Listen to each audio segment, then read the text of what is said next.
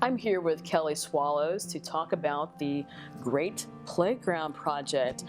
Tell us about the history of it. Basically, November of 13, we talked about it with my friend and I, and then starting in 2014, we really got the organization going. It was a nonprofit, and it took several months to get it processed and get a committee formed, and we ended up calling ourselves Cookeville Community Playground. We're a 501c3 nonprofit status, and we ended up forming the committee, and we talked with the city a bunch, and luckily they were able to give us free land, which is key, and the promise of we build the playground that they will maintain it for as long as it's built.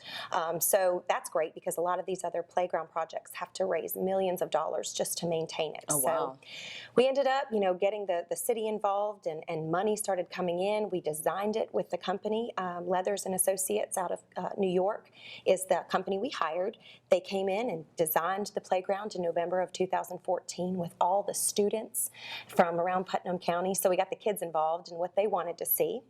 And then we started our real fundraising process, going out to businesses and individuals. And we pretty much had a campaign every month of what we would do as far as raising money. And we tried different things, and we involved the whole community. And we were amazed at the outpouring of community support from churches to just individuals and families, everything from just a $10 donation to $1,000.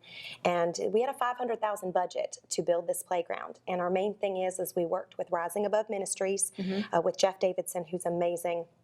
And he was our inspiration to not just do a typical playground, but one that kids with all needs can play together. Oh, so awesome. wheelchair accessible, walkers, kids with special needs like autism. We created things in the playground through the design that really, makes them feel safe and makes them feel comfortable. So we had 12,000 square feet to work with. They designed an incredible playground that has Cookeville elements to it. It has the Cookeville Depot, the train depot. It has a Tennessee Tech Castle. It has a fire station, a bunch of other neat elements, the Cookeville, the Burgess Falls Rock Wall, Capshaw Cave Tunnel. So really awesome. neat things that is local to Cookeville.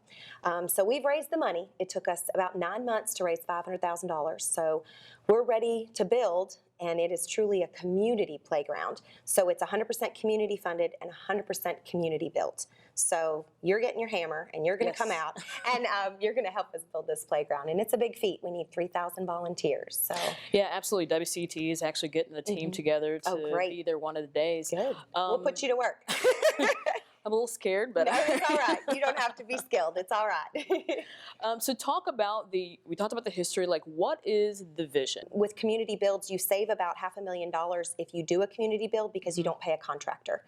So that saves money, but it's tough to get the volunteers to all come out because you have to have 3,000 volunteers to build it. Right. It's built in 6 days. I know people, their eyes get real big and they can't believe it, but it happens. And we start September 29th of 2015.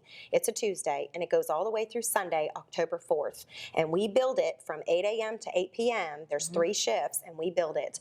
And then once it's all complete, they feel like the community build basically gives you ownership. So even if you can't donate financially, you can physically help. Whether you are disabled, you can sit down on a chair and help us run the tools trailer where you check in your tools or check in volunteers. We need runners as far as strength and running water and snacks and tools out to workers. Skilled and unskilled labor, we're going to offer childcare. We are going to feed you, give you a free t-shirt. So we basically have a lot of needs to fill for all those shifts. So, and the vision is on October 25th, after the surface is poured and the safety checks all done of the equipment, we are going to cut the ribbon, and all of Cookeville will come. And I think it's going to be a huge economic pull because there's no playground like this in about 90 miles. Oh, wow. So it's definitely going to pull in, especially if we have businesses come in. So we definitely have a lot of good things for the community. All right. So how can folks get in touch with you to volunteer, donate tools, their time, any of that good stuff? Certainly. If you want to go to heartofthecitytn.com, that's our website. There's a link there to help us build where you can see the shifts that you can sign up for. Even if you can just come an hour, we'll take you. There's also a link there that says lend us your tools. All tools are guaranteed. We have a contingency fund for for that.